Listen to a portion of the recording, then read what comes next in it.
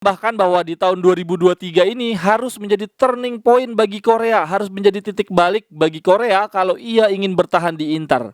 Inzaghi sudah tidak punya alasan lagi untuk mempertahankan Korea seperti yang dia lakukan ketika mengorbankan Dybala demi mendapatkan Korea. Aduh, Inzaghi. Jerewetan ceking kita, nyerewetin apa aja. Teman-teman, saat ini kalian sedang menyaksikan Cerewetin Inter. Apa kabar teman-teman? Dalam waktu dekat akan ada 3 uji coba. Yang pertama melawan Real Betis di tanggal 18. Ini apaan banget ya, berdekatan dengan pertandingan perebutan peringkat 3 Piala Dunia. Lalu di tanggal 23 Desember menjelang Natal banget nih, ada uji coba melawan Regina. Lalu di tanggal 29 Desember menjelang tahun baru juga ada pertandingan uji coba antara Inter melawan Sassuolo. Ini kalau dilihat-lihat pemain yang nggak berlaga di Piala Dunia malah nggak dapat libur ya, gokil. Tapi gue sepakat sih biar pemain-pemain kita juga nggak kehilangan sentuhan. Gue trauma banget kondisi pemain kita di awal musim ini, kacau balau.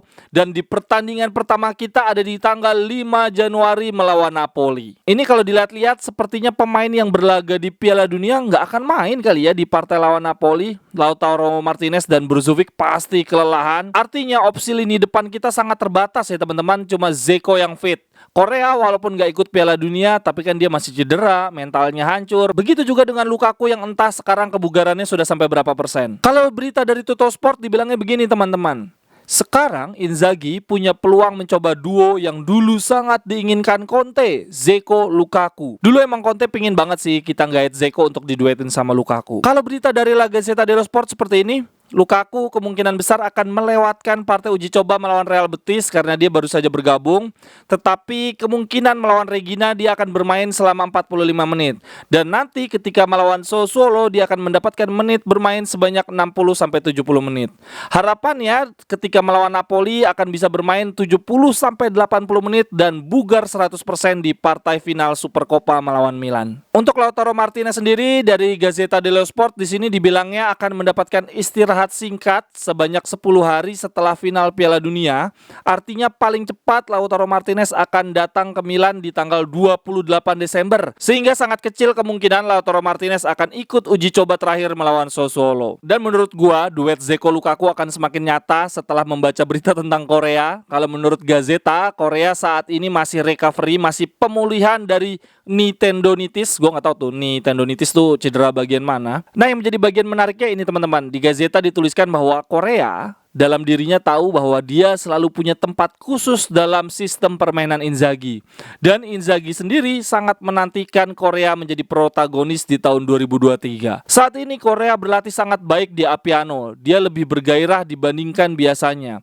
Inzaghi sudah berbicara dari hati ke hati dengan Korea seperti bicara dengan anaknya sendiri. Menurut Gazeta, Inzaghi secara langsung ingin mencari solusi untuk memulihkan mental Korea. Itu tujuan pertama Inzaghi. Lalu berikutnya meningkatkan performa Korea di atas lapangan. Jadi memang bisa diambil kesimpulan, bagian yang paling hancur dari Korea adalah mental ya teman-teman. Gazeta menambahkan bahwa di tahun 2023 ini harus menjadi turning point bagi Korea, harus menjadi titik balik bagi Korea kalau ia ingin bertahan di Inter. Inzaghi sudah tidak punya alasan lagi untuk mempertahankan Korea seperti yang dia lakukan ketika mengorbankan Dybala demi mendapatkan Korea. Kalau gua pribadi udah mending jual Korea secepat mungkin lah, nggak usah nunggu di bulan Juni karena kita nggak bisa punya Korea dan Lukaku dalam satu tim yang sama nih. Karakter mereka memang beda. Kalau dimainin secara karakter mereka cocok banget main bareng. Tetapi dua-duanya sama-sama rentan cedera. Kayak berasa nggak punya pemain. Kita dua-duanya absen mulu dan absennya barengan lagi. Nah masalahnya sekarang penyerang utama kita selain Dzeko adalah Lautaro Martinez. Kondisinya juga mengkhawatirkan ya, di Piala Dunia ini anyep, semifinal nggak main sama sekali. Sehingga gue sangat berharap Lautaro Martinez di final Piala Dunia nanti dia bisa cetak gol, syukur-syukur mencetak gol penentu atau bahkan hat-trick ya, walaupun kecil kemungkinan, tapi ya sudahlah, apa salahnya sih berharap biar mental dia membaik. Karena bahaya banget nih kalau di bulan Januari nanti kita cuma mengandalkan Dzeko.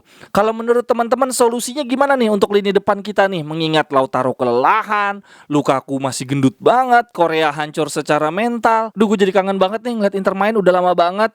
Gue kalau nonton negara agak kurang greget ya. Bagi gue negara ya cuma Indonesia. Belain negara lain agak aneh. Ya suka sih nontonnya, tapi belanya gak sebegitunya, gak bikin gue deg-degan. Oke, lanjut berita yang terakhir. pemain-pemain muda kita yang saat ini sedang dipinjamkan ke klub lain dipanggil Mancini untuk ikut short training camp, pemusatan latihan. Ada Pirola yang saat ini dipinjamkan ke Salernitana, back berusia 20 tahun, kidal. Awalnya digadang-gadang bisa menjadi pelapis atau rotasinya Bastoni. Tapi kalau gue lihat nih usianya dia udah 20 tahun. Terus kalau gue bandingin sama Bastoni di usia 21 tahun udah jadi pilar utama Conte ngerebut Scudetto. Kemudian Gvardiol di usia 20 tahun udah jadi andalan Kroasia. Pas ngelihat Pirola, aduh jelek banget. Saat ini aja di Salernitana dia baru main 7 kali. Itu juga nggak jadi pemain inti, dia cuma pelapis. Musim lalu di Monza di Serie B dia juga cuma main 14 kali. Lalu pemain muda Inter lainnya yang dipanggil oleh Mancini untuk pemusatan latihan.